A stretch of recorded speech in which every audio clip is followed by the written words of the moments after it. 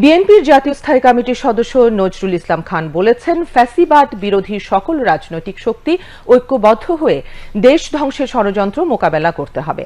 আজ রাজধানীর জাতীয় প্রেস ক্লাব মিলনায়তনে বাংলাদেশ খেলাফত আন্দোলনের ৪৩তম প্রতিষ্ঠা বার্ষিকী উপলক্ষে আয়োজিত আলোচনা সভায় তিনি কথা বলেন। বাংলাদেশ খেলাফত আন্দোলনের সিনিয়র নায়েবে আমির মোহাম্মদ আজম খানের সভাপতিত্বে সভায় সংগঠনের কেন্দ্রীয় নেতৃবৃন্দ সহ দেশ বরেণ্য আলেম ওলামা এবং ভাতৃপ্রতিম সংগঠনের নেতৃবৃন্দ বক্তব্য রাখেন। বক্তারা দেশের চলমান সংকট মোকাবেলা, জুলাই গণহত্যার বিচার, জাতীয় ঐক্য সুসংহত ও জাতীয় ঐক্যকে বিনষ্টকারী দেশবিরোধী ষড়যন্ত্র প্রতিহত করতে সমমনা ইসলামী সংগঠনগুলোর মধ্যে ঐক্যের বিষয়ে গুরুত্ব আরোপ করেন। সভায় নজরুল ইসলাম খান বলেন, আওয়ামী লীগ বারবার গণতন্ত্রকে ধ্বংস করেছে। আওয়ামী লীগ এবং তাদের সমর্থনকারীরা গণতন্ত্রের শত্রু।